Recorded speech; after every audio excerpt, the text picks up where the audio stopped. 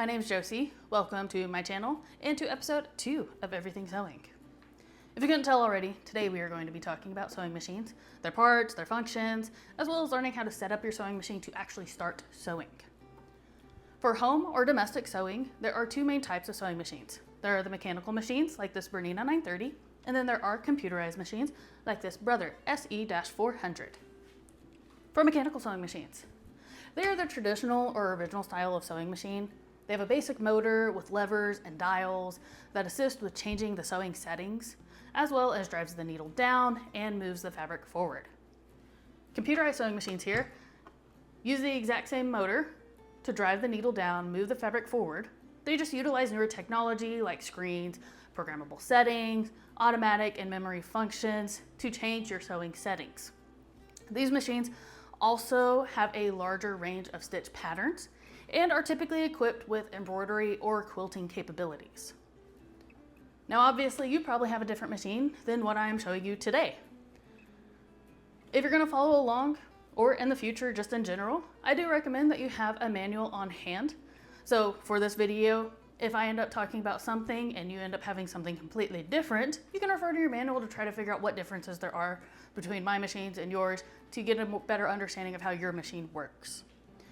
If you do not have a copy of your manual, I do recommend looking up your machine's name or the serial code number, just so you can look that manual up online, have a copy of it, and if you ever run into issues in the future, you have a problem, you have questions, you can refer to that manual first before thinking your machine's messed up, going online, or taking your machine straight to like a repair shop and it ends up being something super simple to fix.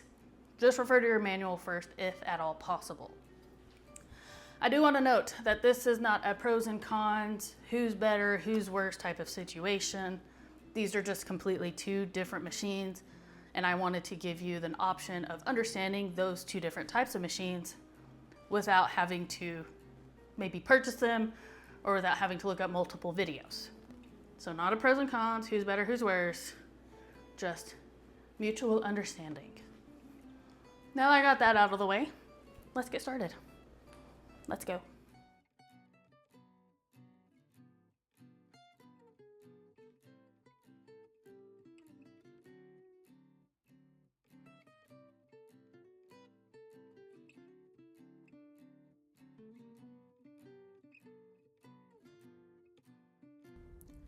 Starting with the right side, you'll most obviously see what is called the hand wheel.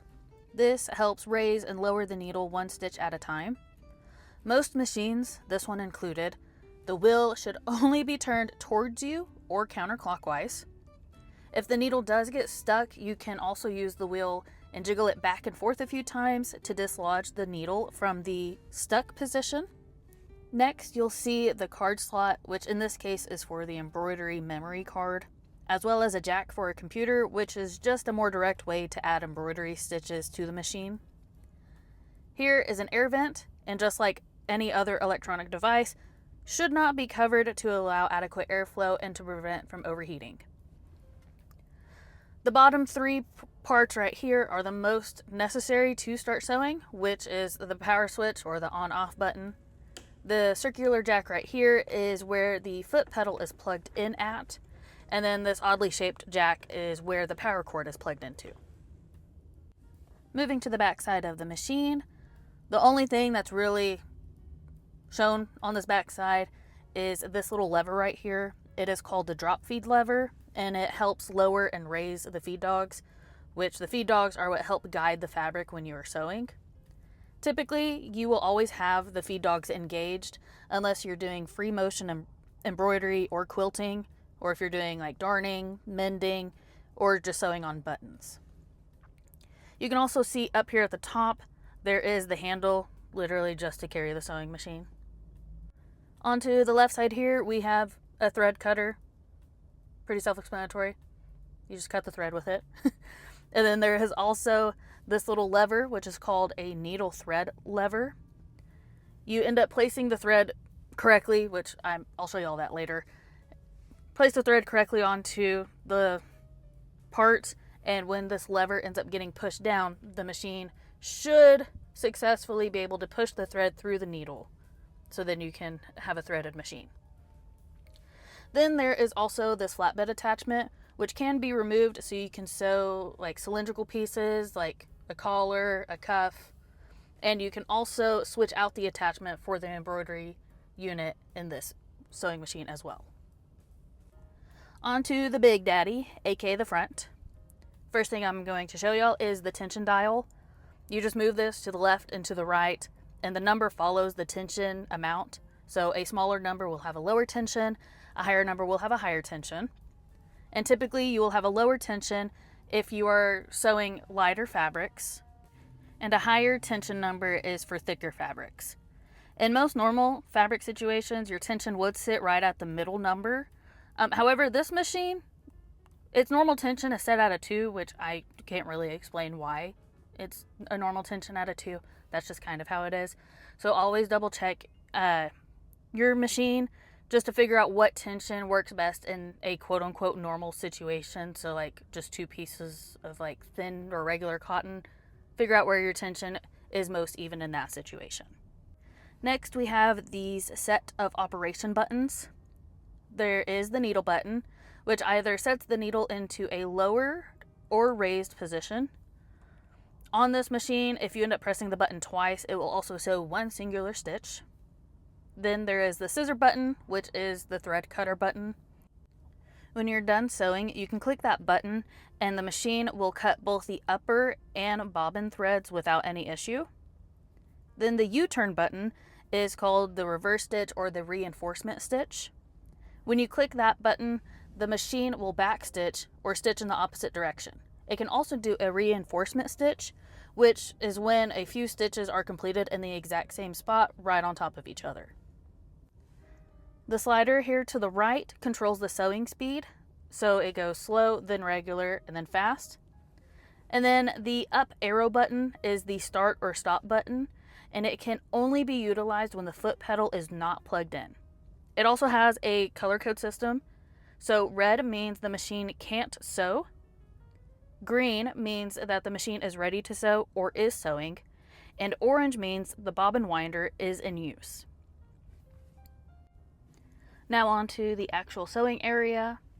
First you have the bobbin case along with the cover.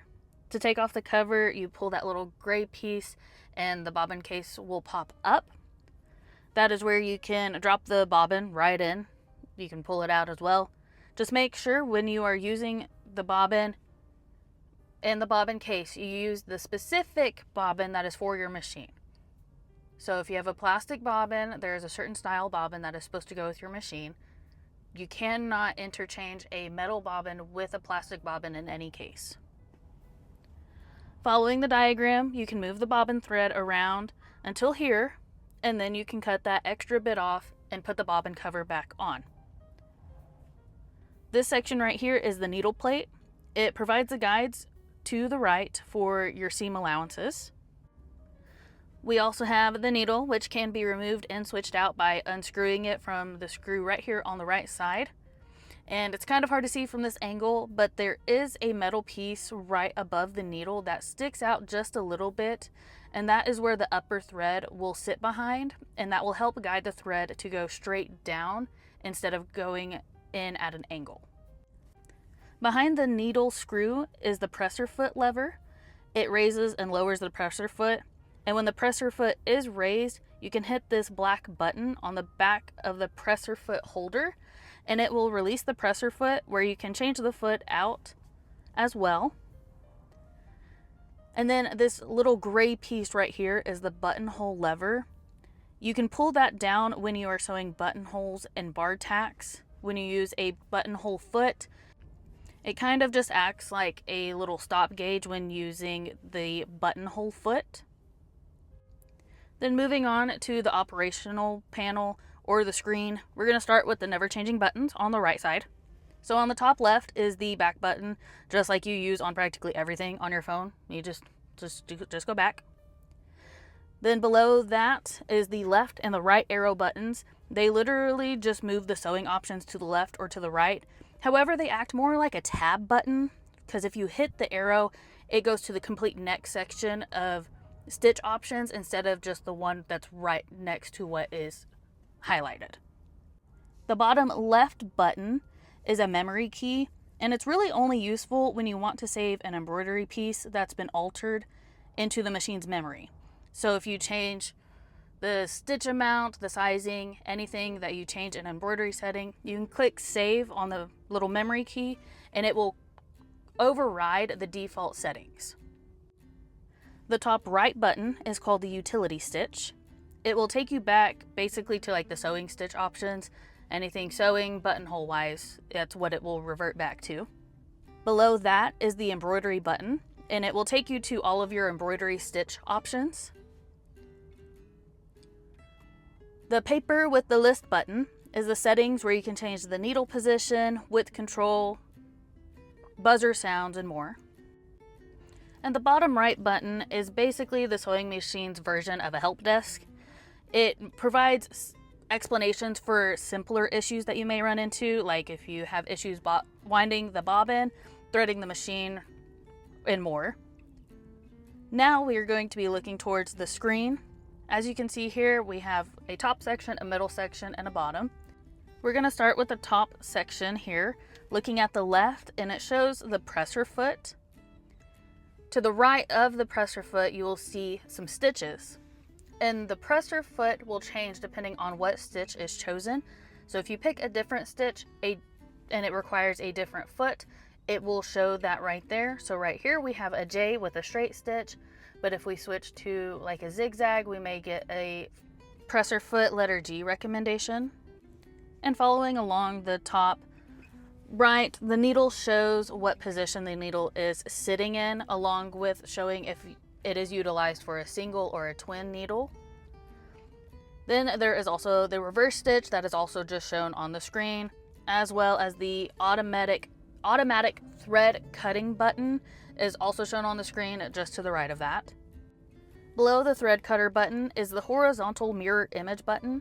So if you're sewing something that is on the left side, hitting the horizontal image button will switch everything and you will be able to sew from the right side. As you can see from the middle, we have the stitch options, and on the right it shows 1 out of 67. So 1 is the stitch number that is currently in use, 67 is the amount of stitch options that we have. And if you're wanting a specific stitch, you can refer to the stitch diagram below to decide which one you're wanting. Which, going off of the stitch diagram real quick, you can see that there is on some stitches an oval with a dot above them, and the oval with the dot will show where the needle position is set to start at. So stitch 1 and 2 have a needle position on the left versus stitch 3 having a needle position right in the middle.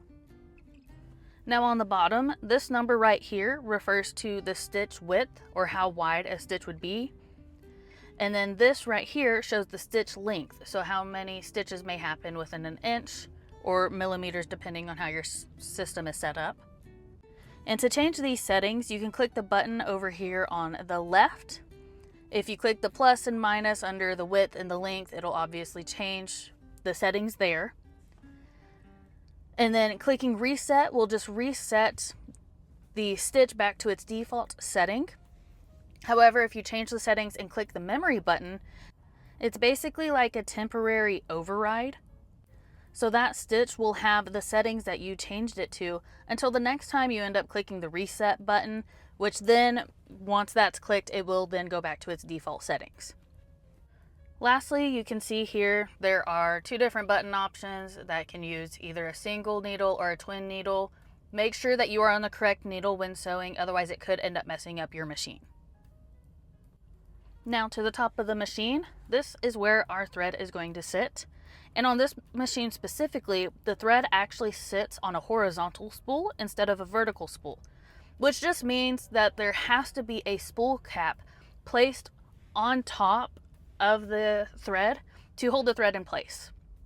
When using a spool cap, it should be slightly larger than the thread spool so it can create an even pull around the entire cylinder and prevent the thread from getting snagged. Once you place the thread on the spool, then you can pull the thread to go through both the thread guide and the thread guide cover. And that must be done whether you are going to just thread the entire machine or if you're trying to wind the bobbin. To wind the bobbin, the thread must go around the guide and make sure that it wraps around the hook first and then goes under the pre-tension disc. And when the thread is fully around the disc, then you can thread the bobbin. The way that I recommend threading the bobbin is by putting the thread through the hole from the inside area of the bobbin to the outside area. Once that is done, then pull the thread through the middle hole and place the bobbin on the bobbin winder, thread going through the middle facing up. Then you will push the bobbin to the right for the bobbin winder to be in an active position, which means the needle will not move and you cannot sew. Then you can press the foot pedal to start the winding. You can also utilize the start or stop button, but you can only do that if the foot pedal is not plugged in. Once the bobbin threading is complete, this machine will just slowly stop, and once it stops, you can cut the thread between the bobbin and the guide, and you are good to place the bobbin in the bobbin case. To thread the machine, keep the thread in the thread guide and the thread guide cover. Raise the presser foot to unlock the tension and allow threading, and pull the thread through the thread tension slot. The thread will then loop back up here on the bottom up to the thread take lever, and make sure that the thread catches in this lever or goes around it, and then pull the thread back down through that same slot. Now the thread needs to be passed behind the needle bar thread guide. And if you do not have an automatic thread guide, you can now just thread the needle by hand. And for the automatic thread guide, make sure you pull the thread so it sits in this notch and pull it through the thread guide disc. The thread cutter on the side of the machine is the correct spot to know if you've pulled enough thread, aka you are going to use the thread cutter to cut the excess thread. Then you will lower the needle threader lever all the way down and make sure that the hook turns. Once the hook turns, you will slowly raise the needle threader to prevent the thread from coming out of the needle. Then you will pull the loop of the thread until the end of the thread is through the needle and pass the thread through the presser foot and underneath, and you can start sewing. Please note that whether you are using the automatic thread guide or just threading the needle by hand, make sure you have that needle in the highest position that it can be in so it can be an easier process with actually putting the thread through the needle.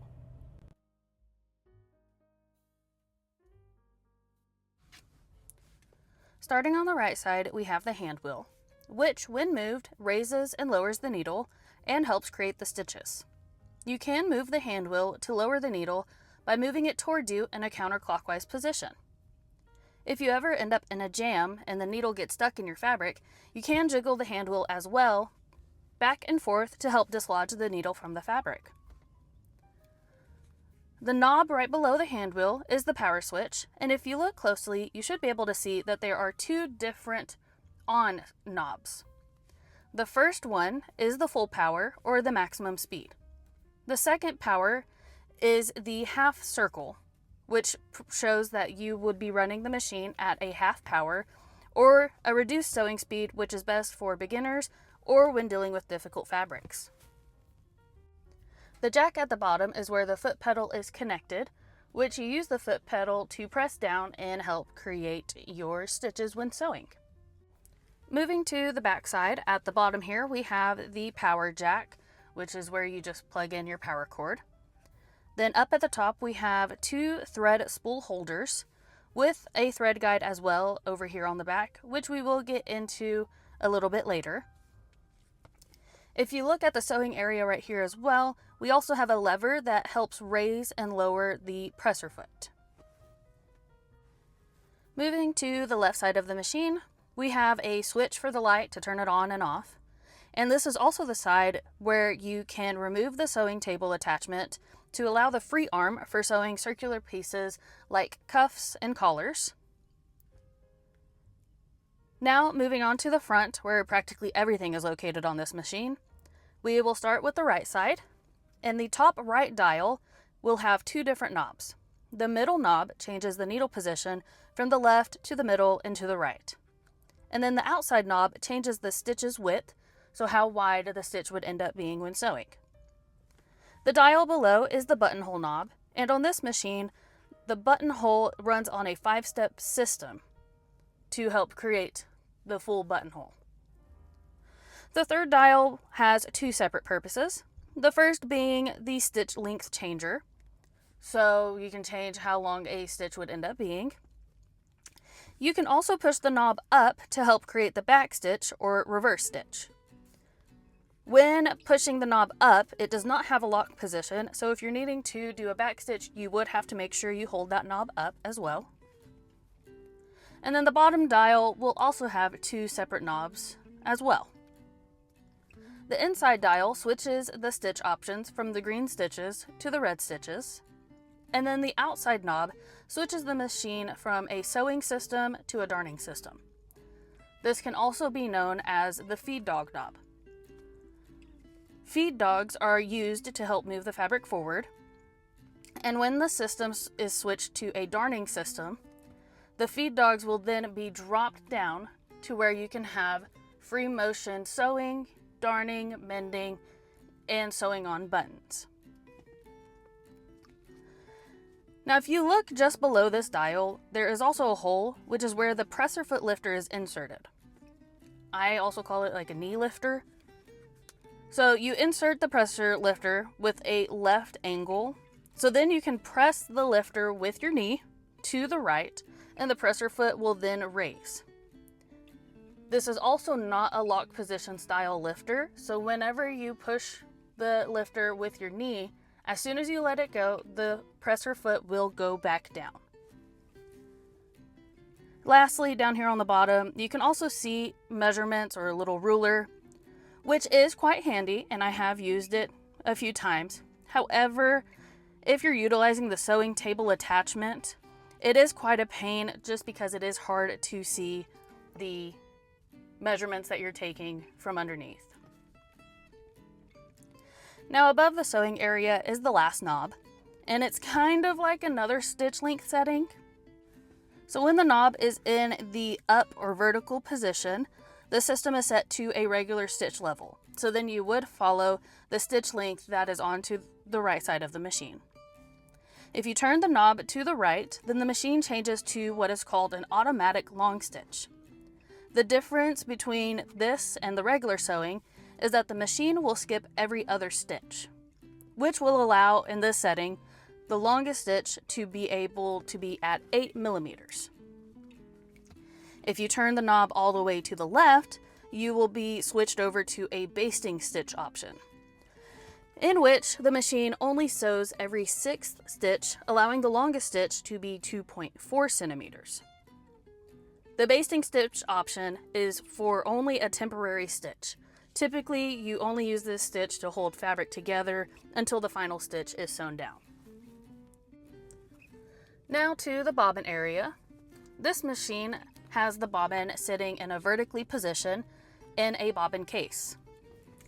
And apparently this video is where it is just as educational for you as it is for me, because I have learned that I have been placing the bobbin in this case in the wrong direction this entire time.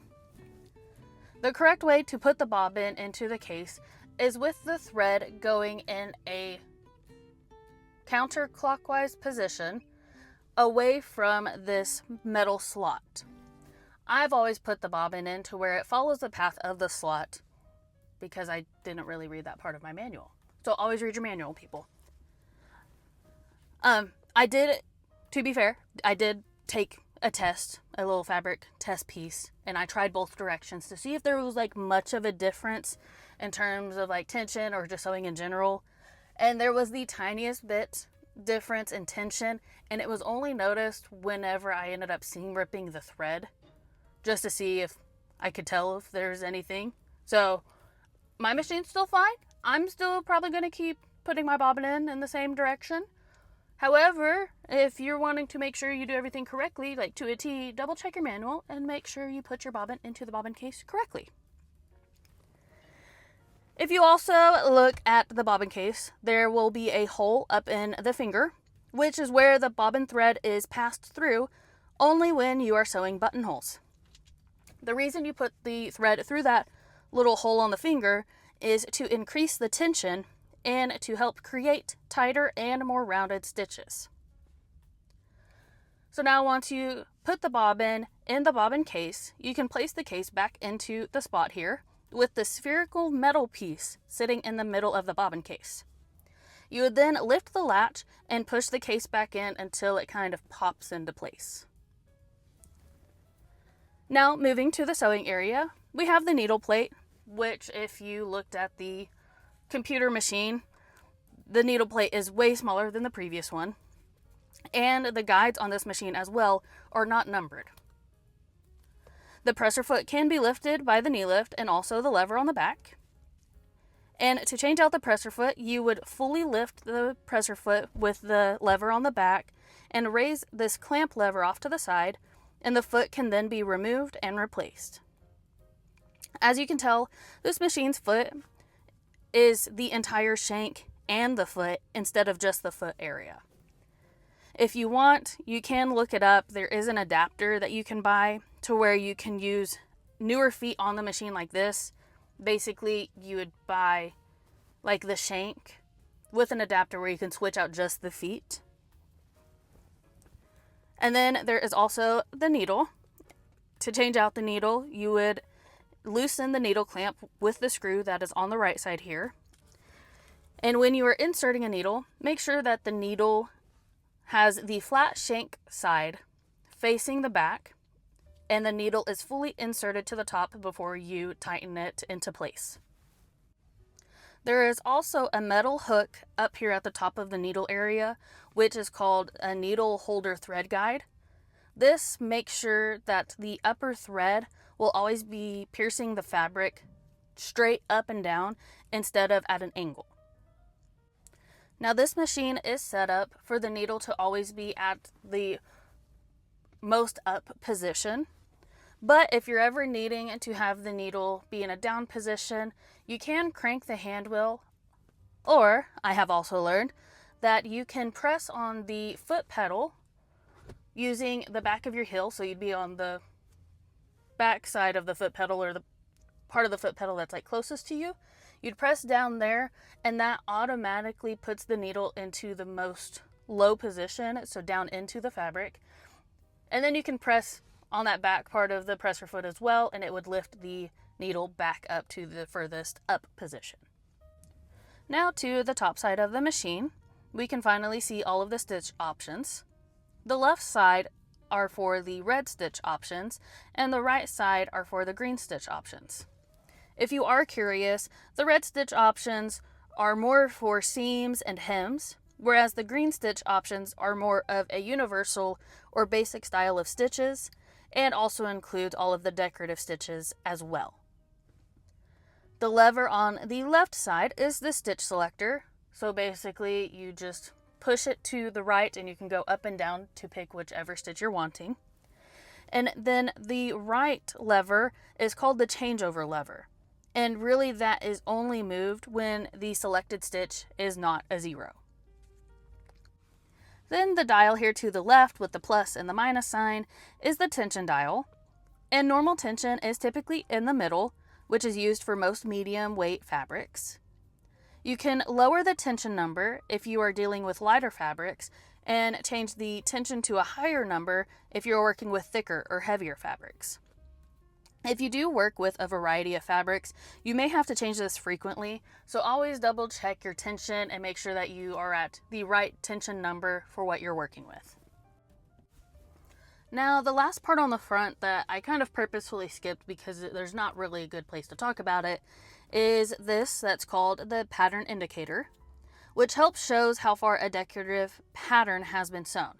So if you're using any decorative stitch that has a repeating pattern, so like a half circle or whatnot, this is where you would look at to see where your pattern is at. So the red line means that you are at the beginning or the end of the pattern. The black line means that you are at the halfway mark of the pattern, And then all of the hash lines tells you that you are at the end of the pattern and the pattern is almost at a complete finish. Now we are getting ready to thread the machine to start sewing. First, make sure that you place your thread on the thread spool, and we are going to first wind our bobbin. To wind a bobbin, you are going to pull the thread around this pre-tension stud in a clockwise position. And then you're going to pull the thread further around so you can then thread the bobbin. The way that I thread the bobbin and the way I recommend threading it is by putting the thread through the hole from the inside area of the bobbin, then pull the thread through the middle hole. You will then place the bobbin on the bobbin winder with the thread that went through the middle facing up.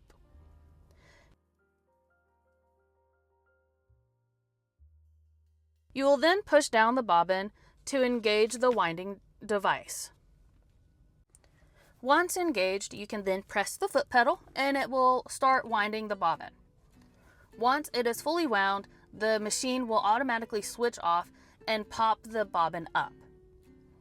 If you look closely, there is a small blade here that's near the bobbin winder where the thread can be cut. However, in my case, my machine is so old that the machine's blade has kind of dulled out. So instead, I normally end up cutting the thread near where the stitch option area is. Now to thread the machine, you will just remove it from the bobbin winding tension disc, and you will pull the thread through the thread guide on the back of the machine, which you can just do by putting the thread underneath it and pulling up, as it has an opening at the bottom, and there's a hook that would prevent the thread from falling back out underneath. Now you will need to have the presser foot all the way raised to basically unlock the tension. So whenever we are threading this machine, there will be no tension riding on the thread to prevent you from fully threading your machine. But now that you have put your thread through the back thread guide, you can now pull the thread to the front. Make sure that the thread goes through the thread tension slot. Once it's through the thread tension slot, you can then pull the thread down and around the thread regulator, and then you can go up and hook the thread around the take-up lever, which, to make sure that you take the thread around the take-up lever, you would have to make sure that your needle is at the highest point, which would help the take-up lever to also be at the highest point. You would then bring the thread back down and you would take the thread through the needle holder thread guides. So there's the first one right here, and then the second one is that thread bar guide right next to the needle, which is just like a little hook. Then you can place the thread through the needle from the front for the end to be on the back side. And you can now start stitching, or if you'd like, you can bring the bobbin thread up by holding the upper thread with about 4 inches of extra room, and you can either hand crank the machine to go all the way down and bring the thread up, or you can do, which is what I just learned, of pressing the back of the foot pedal to do an automatic drop of the needle and then tap the back of the foot pedal again to raise the needle and the bobbin thread. If you don't have enough pull of your bobbin thread, you may have to take the needle down and up a few times just for the thread to catch the bobbin thread as well. So if you end up not catching your bobbin thread the first time, it may have just been too short, so you would have to try again. But once you have that completed, you are now ready to start sewing. And if the thought of just completely starting a sewing project without becoming comfortable with your machine is just a little daunting, that's perfectly fine. I can't blame you. So we're going to go over a couple rules and things that you should know before you start sewing that can help you become more comfortable in the long run. Rule number 1 is by no means at all should you have your hands or fingers on top of your foot when sewing. You can have your hands and fingers next to the foot, behind the foot, in front of the foot, doesn't matter. Just never put your fingers or hand on top of the foot. If you do that, you are just asking for the machine to stab the needle into your fingers or hand or whatever. Just don't do it. Consider the foot like a no-no square. Keep your hands and fingers away from that area to protect yourself. Rule number 2, always just sew with confidence. It is amazing how much you're able to get done when you are very confident in what you're doing, even if you have absolutely no reason to be. Let's say it's your very first project, you have no reason to be as confident as you are. It doesn't matter. It is so much easier to start sewing when you have the confidence of, yes, I can do it. We're great. I can get this done. And you can. It's amazing. 10 out of 10. Sew with confidence, no fear in the world. Other things that you should just know in general is how your machine works. Figure out its quirks, its kinks, whatever it needs to do to work well for you is something that you should figure out. That means playing around with the stitch length, the stitch width. I would even recommend trying nearly every single one of your stitch patterns, as long as you don't have a machine with like 100 plus. Play around with all of your stitch options. Get a feel for what works for you, what you do like, what you don't like, stuff that you would like to fix up. Just get a feel for your machine.